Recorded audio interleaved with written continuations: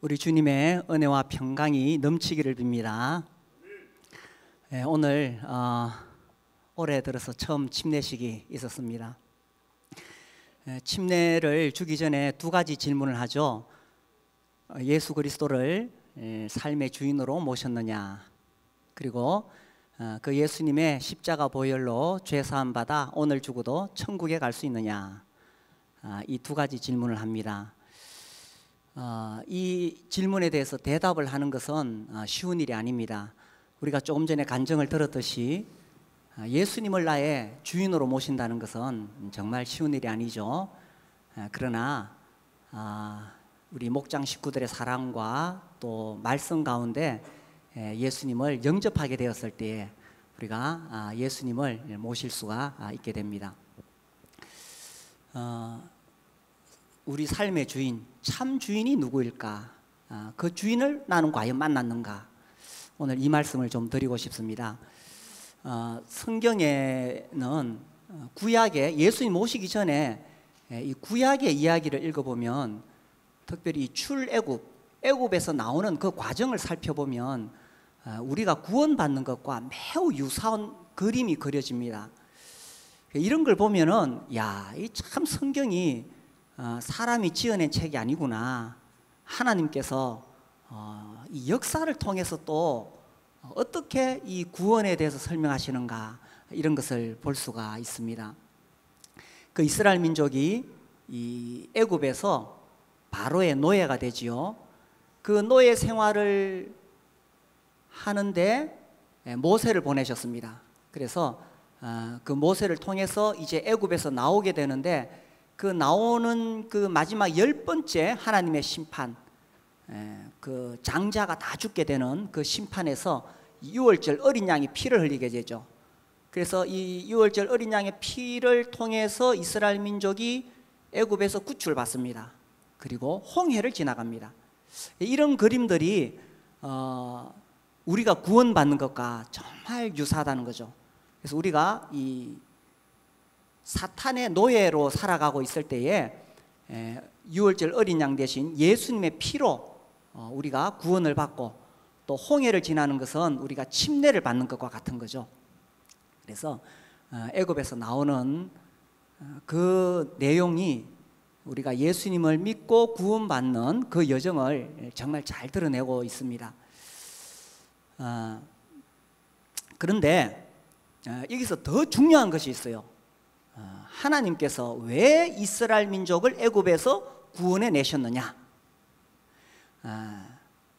우리가 이걸 이제 살펴볼 필요가 있습니다. 여기에서 왜 하나님께서 우리를 구원하셨는가 하는 것에 대한 답을 얻을 수가 있기 때문입니다. 우리가 오늘 출애굽기 8장 1절 말씀을 읽었습니다. 모세가 이제 바로에게 가서 여호와의 말씀에 내 백성을 보내라, 그들이 나를 섬기리라, 이 말씀을 바로에게 전했습니다.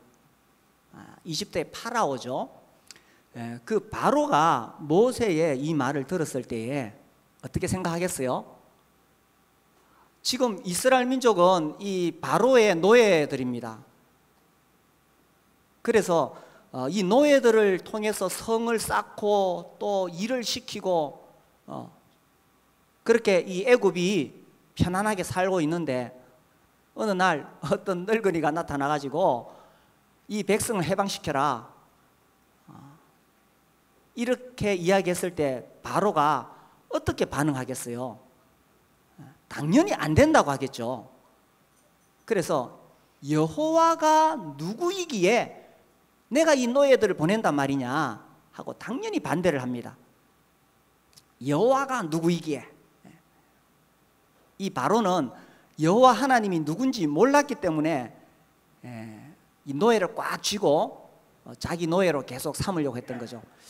그래서 하나님께서 이 이집트 땅에 10가지 재앙을 내리기 시작하는 겁니다. 첫 번째 재앙이 뭡니까? 나일강이 피로 변하는 거죠.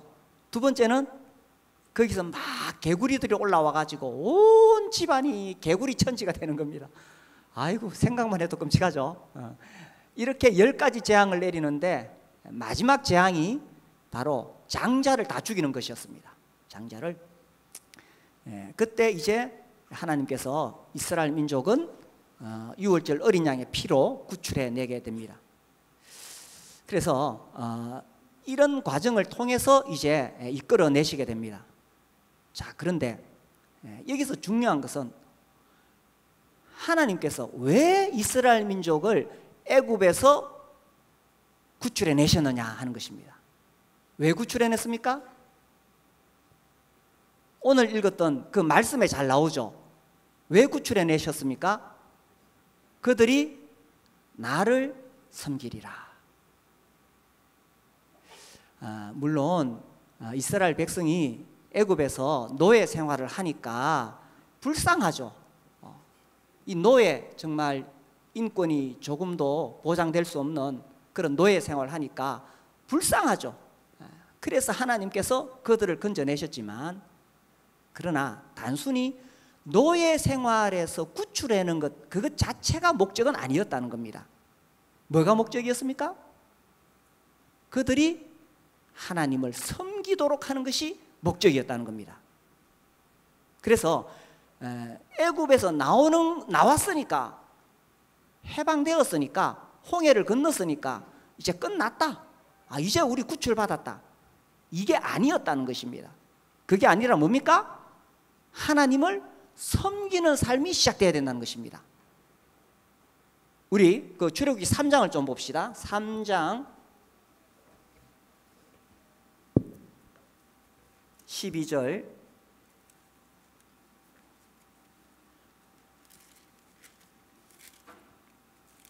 자, 여기도 보면 하나님이 이르시되 내가 반드시 너와 함께 있으리라. 네가 그 백성을 애굽에서 인도하여 낸 후에 너희가 이 산에서 어떻게 한다고요? 하나님을 섬기리니. 하나님께서 이스라엘 백성을 애굽에서 이끌어내신 목적이 분명히 이렇게 나온다는 것입니다. 7장 16절 보겠습니다. 7장 16절. 그에게 이르기를 히브리 사람의 하나님 여호와께서 나를 왕에게 보내어 이르시되 내 백성을 보내라. 그러면 그들이 광야에서 어떻게 한다고요? 나를 섬길 것이니라. 자, 그래서 하나님께서 이스라엘 백성을 애굽에서 이끌어내실 때 분명한 목적이 있었다는 것입니다. 그게 뭐라고요? 하나님을 섬기는 것이었다라는 것입니다. 그래서 이게 이제 처음에 복음을 잘못 들은 사람들은 내가 죽으면 지옥 가는구나, 내가 구원받아야 되겠다, 그래서 이제 예수님의 이 속죄의 복음을 듣고는 이제 나 구원받았다, 나 이제 지옥 안 간다, 이것이 끝이라고 생각하는데 그건 정말 복음을 잘못 들은 것입니다. 왜 하나님께서 우리를 구원하셨느냐? 물론 지옥에 안 가는 것이 중요하지만 지옥에 안 가는 믿음을 가졌다는 것이 이제 다 이루었기 때문에 끝이라가 아니라, 하나님이 우리를 구원하신 목적은 우리로 하나님을 섬기도록 부르셨다는 것입니다. 아멘이십니까? 자, 여기서 하나님께서 바로에게 말씀하셨죠. 나를 섬기리라. 왜 이스라엘 백성이 하나님을 섬겨야 될까요? 자, 나를 섬기리라 했을 때에 바로도 듣기를 이스라엘 백성은 내 노예들인데 왜 하나님을 섬기느냐, 나를 섬겨야지, 이렇게 생각하니까 바로는 딱 거부했습니다. 자, 이스라엘 백성 편에서 생각해 보십시오. 하나님께서 너희들은 나를 섬겨야 된다 라고 했을 때에 왜 그들이 하나님을 섬겨야 될까요? 하나님이 주인이시니까. 내 백성을 보내라고 하셨잖아요. 이 뜻은 하나님이 주인이시니까 내 백성이라고 하신 거죠. 그래서 처음부터 하나님께서 주인이셨다는 것입니다. 그래서 내 백성을 보내라, 나를 섬기리라. 그래서 우리가 하나님을 섬기는 것도 왜 우리가 하나님을 섬겨야 되느냐? 처음부터 그 하나님이 주인이시니까. 그런데 더 놀라운 것은 그 주인이신 하나님께서 나를 구원하시기 위해서 자기 아들을 세상에 보내셨다는 것입니다. 그래서 우리가 하나님 알지 못하고 내가 주인 되어서 살아왔던 이 모든 악한 죄들을 씻기 위해서 예수님께서 십자가에 피 흘려 죽으신 거죠. 그래서 우리가 하나님을 섬길 수밖에 없는 것은 그분이 나의 주인이신데, 더 놀라운 것은 자기 아들을 십자가에 나 대신에 내어주셨기 때문에 우리가 하나님을 더 섬길 수밖에 없다는 것입니다. 자, 보십시오.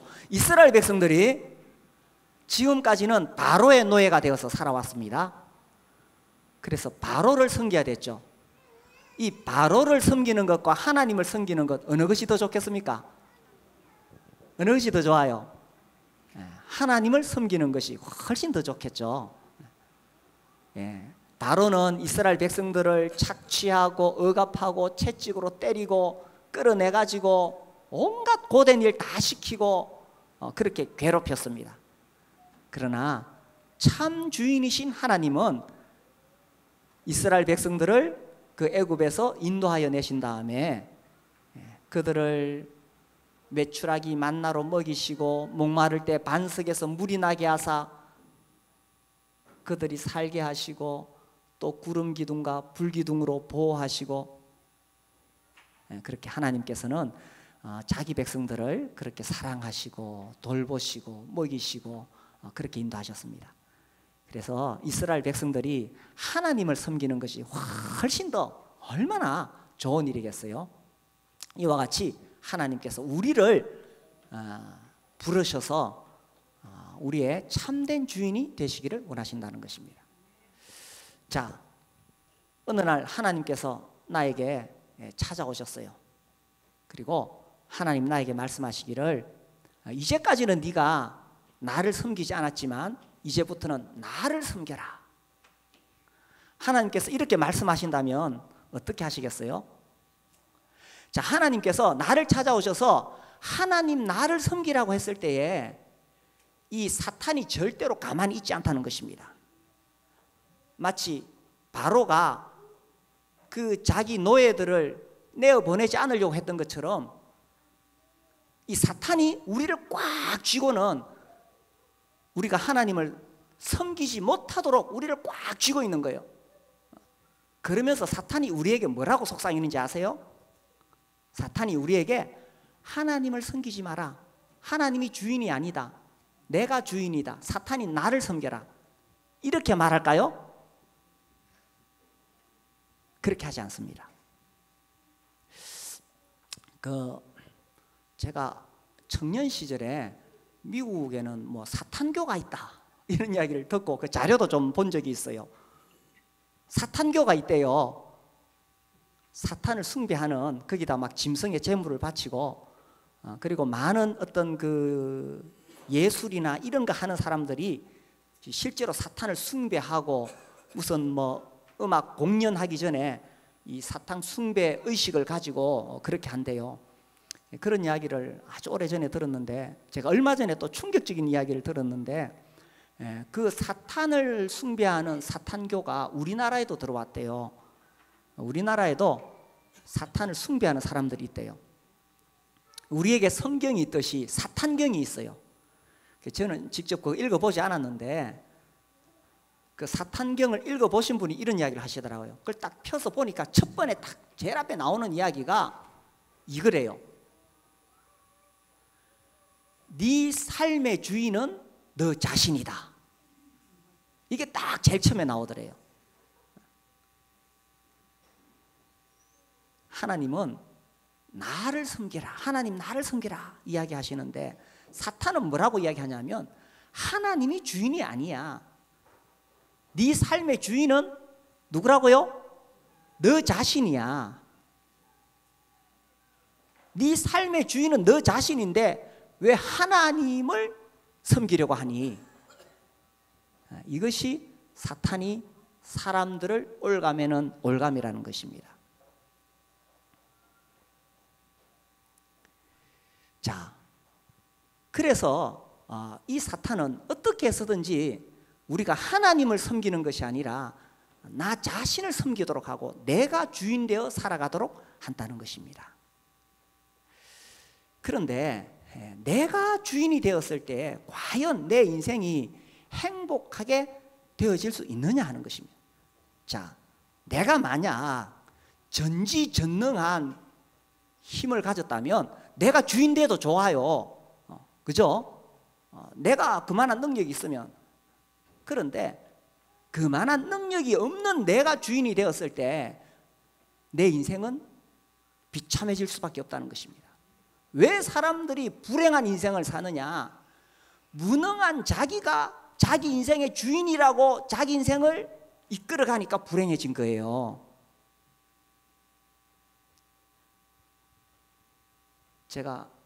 저는 비행기 타는 걸 정말 좋아하지 않습니다. 비행기 타다가 한번 죽을 뻔한 적이 있어가지고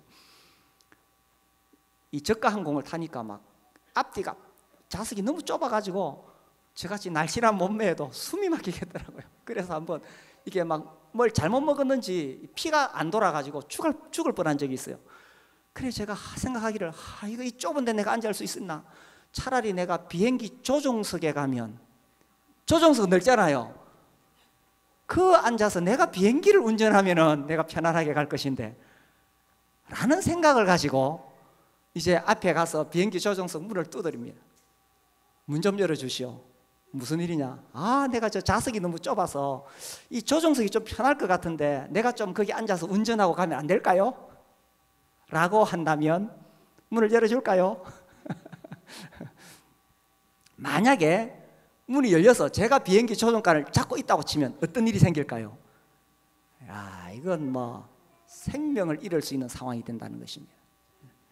그래서 내가 내 인생이 주인이 되어서 살아갈 때에 정말 내 인생을 내가 내 원하는 대로 컨트롤할 수 있으면 무관하겠지만 그만한 능력이 나에게 없다는 것입니다.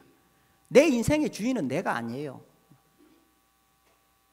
사람들은 내가 내 인생을 마음대로 할 수 있다고 생각하지만 살아갈수록 그게 아니라는 것을 알게 됩니다. 우리가 인사할 때 바이, 내일 봐요 하고 인사하지만 내일 본다는 보장이 없다는 것입니다. 그게 인생이라는 것입니다. 하나님께서 내 생명을 오늘이라도 부르시면 가야 되는 거예요. 내 인생의 주인이 내가 아니라는 것입니다. 그래서 정말 내가 내 인생의 주인이 아니다라는 것을 깨달을 때에 우리가 자유를 얻게 되고 내 인생을 하나님께 맡길 수가 있고 해방됩니다. 또 우리가 살아가면서 많은 문제들이 사실은 내가 주인이 돼서 내가 그 문제를 내가 원하는 대로 풀려고 하니까 안 되니까 스트레스 받고 힘든 거예요. 교회도 마찬가지입니다. 교회 주인이 누굽니까? 교회 그 장로들이 열심히 하는데 장로들이 주인인가? 저 정영재가 열심히 목회하는데 정영재가 주인인가? 제가 교회 주인 아닙니다. 절대로 오해하지 마십시오. 제가 절대로 교회에서 주인 노릇 하려고 하지 않습니다. 이해되십니까? 제가 교회에서 주인 노릇 하려고 하지 않습니다. 하나님이 주인이시고 주님이 교회 머리이십니다. 근데 교회에서도 간혹 문제가 생기는 경우 보면 누군가 주인 노릇 하려고 하는 사람이 있으면 교회 어려움이 옵니다. 물론 그 마음에는 교회를 너무 사랑하는 마음이 있기 때문에 그렇기도 하지만 결국 깊이 들어가 보면 자기가 주인 노릇 하려고 하니까 교회 어려움이 오는 거예요. 그래서 주인 노릇 하려고 하면 안 돼요. 내 인생에 있어서도 내가 주인 노릇 하려고 하면 불행해지는 것이고 목장이나 교회에서도 내가 주인 노릇 하려고 하면 어려워지는 거예요. 주인은 누구시냐? 주님이십니다. 죄가 뭐냐? 우리 생명의 삶 할 때 이제 죄가 뭐냐? 물론 도둑질하고 싸움질하는 것도 죄가 되지만 본질적인 죄는 뭐냐 하면 내가 주인 된 거예요. 내가 하나님 자리에 앉는 것입니다. 그래서 이 마귀가 유혹하기를 선악과 저것 따먹어라. 저것을 먹는 날에는 너희 눈이 밝아. 누구와 같이 된다고요? 하나님과 같이 된다. 이게 사탄이 인간에게 주입시키는 거예요. 네가 하나님 되라. 네가 주인 되라. 네가 좀 영향력 발휘하고 네가 원하는 대로 좀 이끌어가라. 이게 사탄이 우리에게 계속 하는 거예요. 그럼 구원은 뭡니까? 죄는 내가 주인 되는 것이라면 구원을 받는 것은 누가 주인이 돼야 되겠어요? 하나님이 내 삶의 주인이 되는 것이, 이것이 구원이라는 것입니다. 지금까지는 내가 주인 되어서 온갖 죄를 저질렀지만 인생이 내가 주인이 아니구나, 우주 만물을 만드신 하나님이 주인이시구나 하는 사실을 깨닫고 하나님 앞에 무릎을 꿇는 거예요. 예수님을 나의 삶의 주인으로 모시는 거예요. 그런데 정말 놀라운 것은 그 우주 만물을 만드신 창조주께서 나같이 악하고 교만하고 더러운 죄인을 구하시려고 내 죄 때문에 십자가에 못 박혀 죽으셨다는 것입니다. 그래서 우리가 억지로가 아니라 정말 사랑의 마음으로 주님 앞에 무릎을 꿇고 그분을 나의 구주로 영접하게 된다는 거죠. 그래서 내 인생의 주인이 하나님이시구나, 이것을 깨닫고 그분을 모셔드리는 것, 이것이 구원이라는 것입니다. 그리고 이제는 내 인생을 그분에게 맡기고 살아가는 거예요. 내 인생의 모든 짐을 내가 다 지려고 하니까 얼마나 힘듭니까? 자식 문제, 우리 사춘기 아이들 키우느라고 고생 많죠.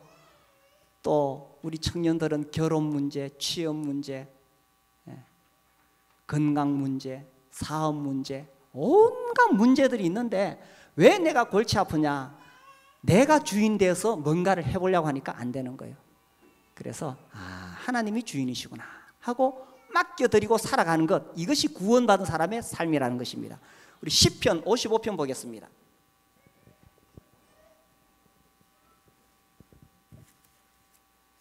시편 55편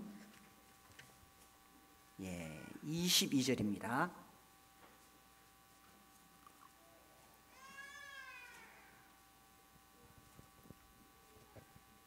(55편) 22절. 내 짐을 우리 같이 읽겠습니다. 시작. 내 짐을 여호와께 맡기라. 그가 너를 붙드시고 의인의 요동함을 영원히 허락하지 아니하시로다. 내 짐을 여호와께 맡겨라. 왜냐하면 그분이 주인이시니까 내 짐을 여호와께 맡기라. 아멘이십니까? 오늘 예배당 들어올 때 지고 온 짐 많지요? 지고 들어온 모든 짐을 다 내려놓고 가시기 바랍니다. 그래서 이제 우리가 이 주인을 만났기 때문에 이 주인에게 내 인생의 짐을 맡기고 이제 그분을 섬기면서 살아가는 것입니다. 그래서 하나님께서 이스라엘 민족을 애굽에서 구출해 내신 목적, 단순히 그들의 노예 생활을 끝내고 해방시키는 것이 아니라 그건 시작이었다는 것입니다. 그래서 이제 그들이 하나님을 섬기는 삶을 시작해서 살아가는 것, 이것이 구원이라는 것입니다. 자, 그러면 어떻게 하나님을 섬길 것이냐, 어떻게 주인을 섬길 것이냐? 우리의 삶 전체가 하나님을 섬기는 삶인데, 우선 제가 가장 기본적인 것 두 가지를 말씀드리려고 그래요. 이것이 우리가 하나님을 섬기는 데 있어서 이 가장 기본적인 것입니다. 이거를 해야 그 다음 단계가 나아갈 수가 있어요. 첫 번째는 뭐냐 하면 하나님을 섬기는 것, 이 섬기다라는 히브리어 단어가 예배하다라는 의미로, 같은 의미로 쓰입니다. 자, 우리 출애굽기 5장을 봅시다. 출애굽기 5장을 보시면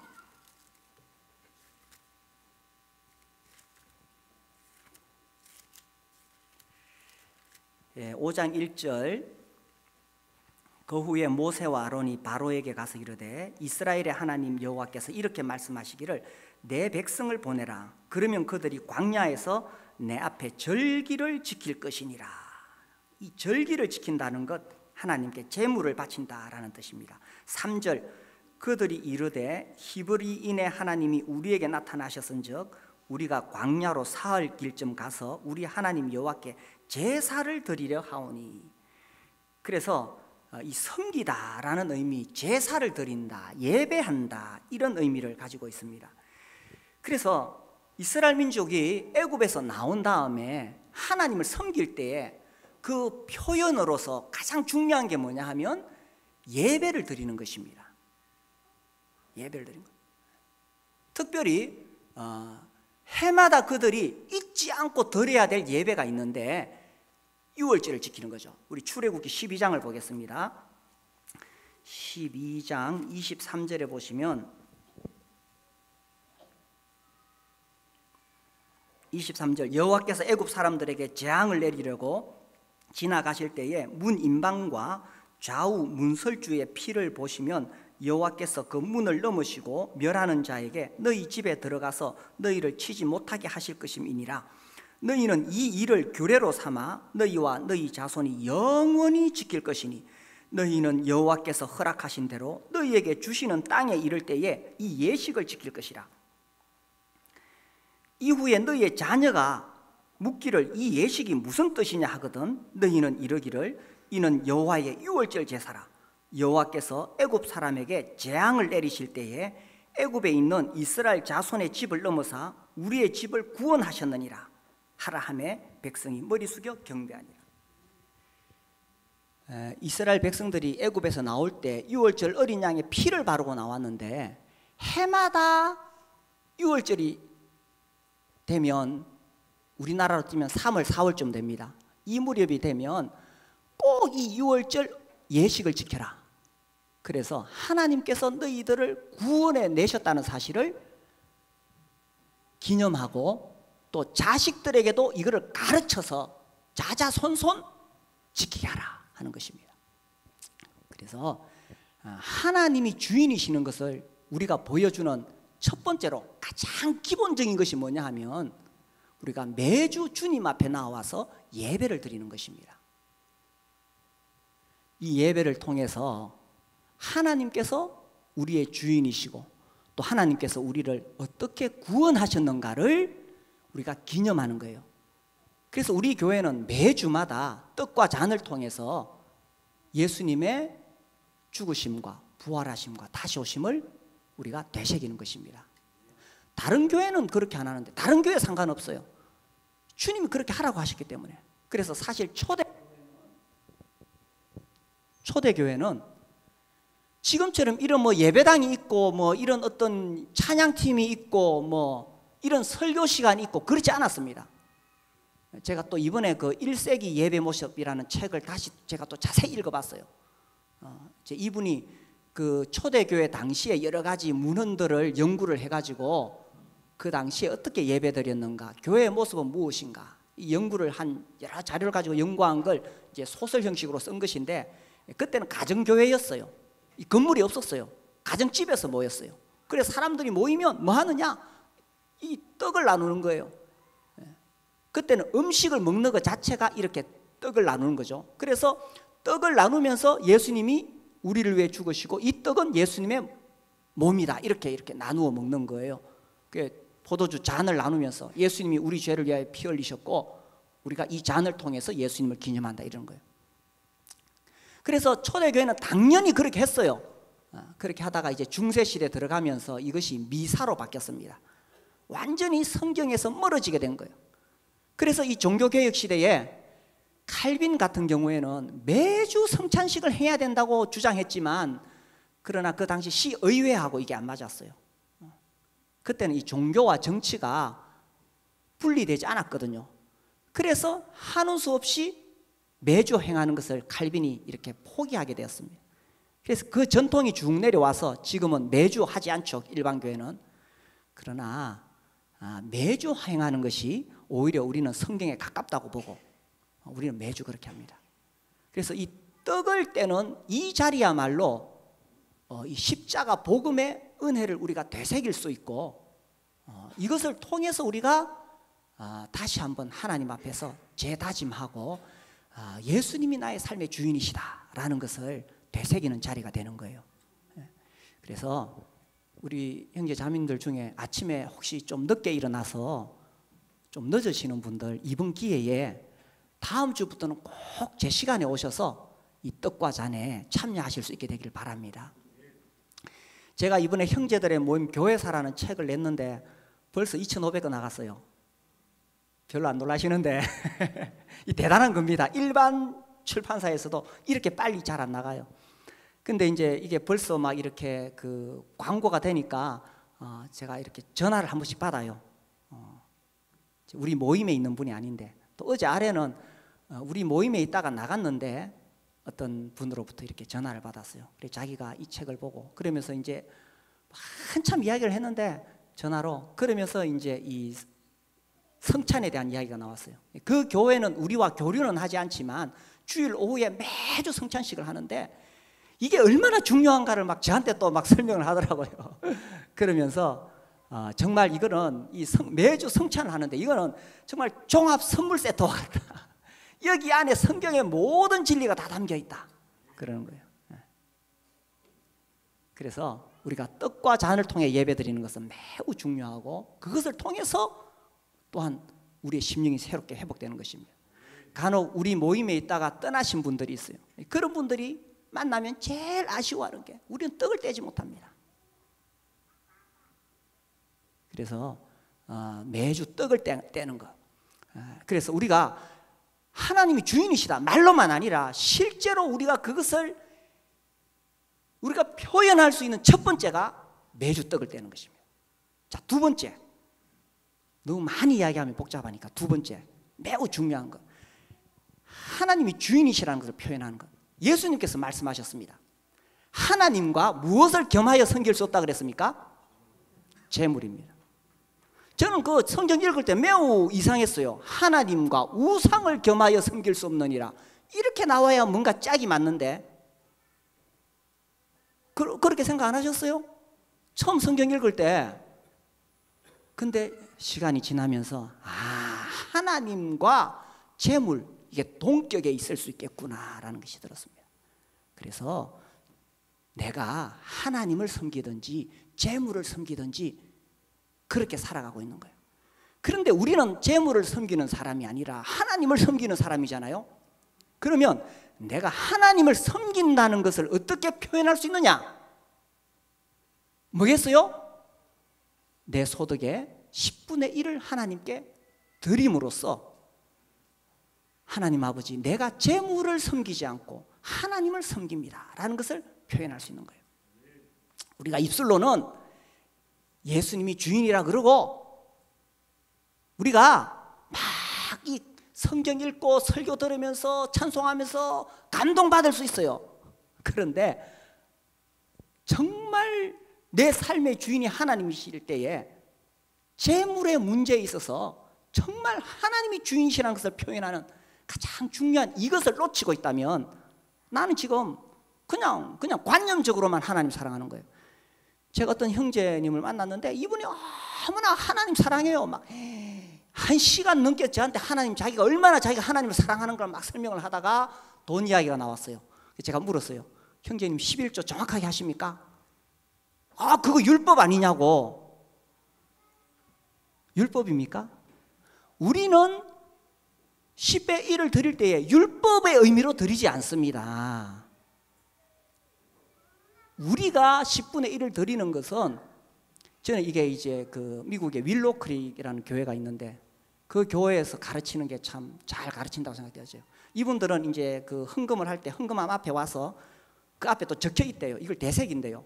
하나님, 제 모든 재물의 주인은 하나님이십니다. 하나님께서 이 모든 것을 저에게 주셨습니다. 그래서 이 모든 재물의 주인이 하나님이신 것을 제가 고백하기 위해서 제 소득의 10분의 1을 드립니다. 하나님이 나의 주인이신 것을 이렇게 표현하고 싶습니다.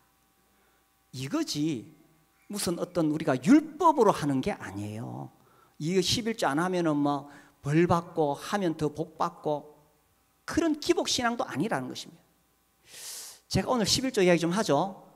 뭐 평소에 제가 설교 시간에 거의 잘 헌금 이야기 잘 안 합니다만은 제가 몇 번이나 작정을 해요. 해가 바뀌면은 올해는 꼭 11조 이야기 해야지. 제가 해마다 작정을 하는데 그게 쉽지 않습니다. 그냥 뭐 아이고 그 11조 이야기해서 또 괜히 성도들 부담 지울라 안 하다가 오늘은 제가 좀 하고 있습니다.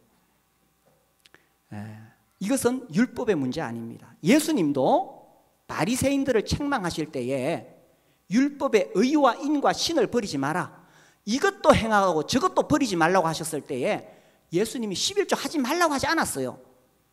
그러나 구약 시대와 은혜 시대에 사는 우리는 똑같이 10분의 1을 드리지만 마음의 자세가 다르다는 것입니다.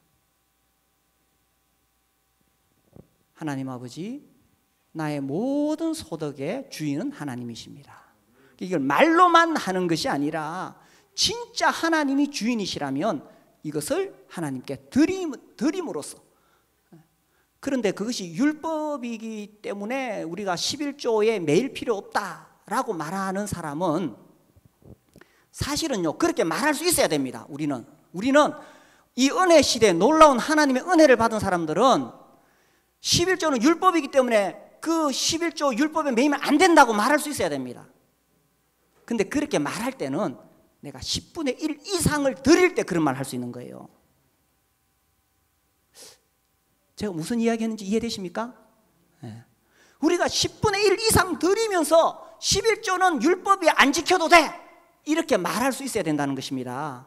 실제로 우리 교회는 무기명으로 하니까 누가 얼마 하는지 모르지만 제가 언뜻 듣기로는 정말 주님 앞에 이 물질에 대해서 10분의 1 이상 엄청나게 하시는 분들이 우리 교회에 많이 계십니다. 이 이야기 너무 길게 하면 안 되겠죠? 그래서 진짜 내 삶의 주인이라는 것을 내가 하나님 앞에 보여드리고 싶다면 10분의 1 안 하고 그렇게 말하면 안 돼요. 그건 안 돼요. 그리고 10분의 11조는 율법이라고 진짜 말하고 싶으면 그 이상 드리면서 나는 10분의 1에 매이지 않는다, 10분의 2도 드린다, 이렇게 말할 수 있어야 되는 거예요. 우리 교회는 이렇게 방문하시는 분들이 많은데 신천지가 워낙 많아가지고 우리 교회 신천지 많이 왔다 가거든요. 그걸 구분하는 방법 중에 하나가 있어요. 우리 교회 헌금하는가. 근데 우리 교회 이렇게 방문하시는 분들 보면 꼭 헌금을 하시는 분들이 있어요. 저는 딱 볼 때 저분은 장로교인이구나. 장로교에서 정말 제대로 배운 거예요. 그래서 어느 교회에 가서 예배를 드리든지 빈손으로 나오지 말지니라 라는 말씀대로 자기 교회가 아니더라도 그렇게 하는 거예요. 이 장로교인들은 그게 잘 훈련이 되어 있어요. 그래서요, 하나님이 내 삶의 주인이다, 어떻게 표현할 수 있습니까? 첫 번째는 뭡니까? 떡과 잔을 통해서 예배를 드림으로. 두 번째는 뭡니까? 10분의 1을 드림으로. 그 다음에 정말 하나님이 나의 삶의 주인이라는 것은 내 삶에서 하나님이 주신 사명을 이루어가는 거죠. 하나님이 우리에게 주신 사명이 뭡니까? 영혼 구원하여 제자 삼는 것입니다. 예수님 믿으면 행복합니까? 구원받으면 행복합니까? 근데 가만히 있으면 안 행복합니다. 뭐 해야 행복합니까? 그 사명에 순종할 때에, 주님의 일을 할 때에 행복한 것입니다. 제가 오늘도 잠깐 이 어떤 목녀의 이야기를 읽어드리겠습니다. 이분 이 소제목에 순교가 따로 있나, 영혼 구원하다 쓰러지면 그게 순교지. 이분이 어떤 VIP 집에 가가지고 전도하려고 이제 그 집에 큰 아이는 어린이집에 가고 돌도 안 된 아이와 오전 시간을 보내고 있는 그 VIP를 전도하기 위해서 그 집에 찾아갔어요. 설거지가 잔뜩 쌓여 있어서 설거지 해준다고 했더니 설거지는 자기 갈 테니까 거실에서 아기만 봐달라고 하는 것입니다. 그래서 이제 아기를 봐주는데 그 VIP가 설거지하면서 계속 이야기를 하는데 가까이 가서 들어야 되잖아요. 그래서 거실에 있으니까 잘 안 들려서 아기를 안고 설거지하는 옆으로 가서 또 맞장구를 쳐주셔야 되잖아요. 쳐주는데 아기가 우량하라, 얼마나 무겁고 힘이 드는지. 순간 드는 생각이, 순교가 따로 있나, 영혼 구원하다 쓰러지면 그게 순교지. 이 한 영혼 구원하기 위해서 죽을 힘으로 버티자 라고 하며 설거지가 끝날 때까지 아기를 안고 서 있었습니다. 드디어 그 VIP가 목장에 나오게 되었습니다. 이분이 이제 자기 간증을 마치면서 이런 이야기를 해요. 쉽다고는 할 수 없지만 내 인생 최고의 행복이 목녀 사역임을 고백하며 항상 기도한 것 그것 이상의 응답을 주신 하나님께 감사드립니다. 이분은 왜 자기 인생이 행복한 걸 깨달았을까요? 사명을 발견했으니까. 가장 가치 있는 사명, 영혼 구원하여 제자 삼는 사명. 그러니까 행복하다는 거예요. 처음에는 예수 믿고 천국 가게 되어서 행복하죠. 근데 그 즐거움은 시간 지나가면 자꾸 식습니다. 그런데 언제 행복하냐? 우리가 예수님을 주인으로 모시고 살아가면서 그 사명에 순종하며 살아갈 때 행복하다는 것입니다. 그런데 그런 이 마음에 예수님 믿고 구원받았는데도 이 마음에 채워지지 않으니까 자꾸 세상적인 것을 가지고 끌어와서 내 마음을 채우려니까 이게 채워지지 않는 거예요. 처음에 구원받을 때는 예수님이 내 삶의 주인이라고 모든 사람 앞에서 고백해놓고는 그렇게 안 사니까 또 채워지지 않는 거예요. 우리는요, 주의 일을 할 때 채워지는 거예요. 주의 일을 할 때 우리 마음의 공허함이 사라지는 거예요. 뭐 내가 어디 유명한데 해외여행 가가지고 그 사진 찍고 SNS 올려서 자랑하고 뭐 그 놀러 다니고 그걸로 안 채워지는 거예요. 예수님 말씀하시기를 요한복음 4장에 보시면 이제 배가 고파서 제자들이 먹을 걸 구하러 갔어요. 그 틈에 예수님은 사마리아 여인을 만나서 전도를 했지요. 제자들이 먹을 걸 구해가지고 돌아왔습니다. 요한복음 4장 31절 그 사이에 제자들이 청하여 이르되 랍비여 잡수소서 이르시되 내게는 너희가 알지 못하는 먹을 양식이 있느니라. 제자들이 서로 말하되 누가 잡수실 것을 갖다 드렸는가 하니 예수께서 이르시되 뭐라고 하셨어요? 나의 양식은 나를 보내신 이의 뜻을 행하며 그의 일을 온전히 이루는 이것이니라. 우리가 잘 이해해야 됩니다. 구원받은 것, 나 이제 지옥 안 가고 천국 간다, 끝이 아닙니다. 처음에 복음을 잘못 들은 사람들이 나 이제 구원받았으니까 끝이다라고 생각한다면 아니에요. 왜 하나님께서 이스라엘 백성을 애굽 땅 노예 생활에서 이끌어내셨습니까? 그들이 노예 생활 너무 괴로우니까 힘드니까 불쌍해서 건져 나왔으니까 그게 답니까? 그게 아니라 나를 섬기리라. 하나님 섬기도록 하시기 위해서 하나님께서 그들을 불러내신 것입니다. 우리도 마찬가지. 왜 하나님 우리를 구원하셨습니까? 지옥 가는 거 불쌍하니까 물론 구원하셨지만 그것이 끝이다 라는 것은 잘못된 것이라는 것입니다. 우리로 하나님을 섬기도록 하기 위하여 우리를 부르셨다는 것입니다. 그런데 우리가 하나님 섬기지 않고 세상적인 거 아무리 채워져도 채워지지 않습니다. 우리가 주의 일을 할 때 참으로 예수님을 주인으로 모시고 그분의 사명을 위해 살 때 그때 행복해지게 된다는 것입니다. 그런 행복한 인생을 사시게 되기를 바랍니다. 함께 일어나서 기도하겠습니다.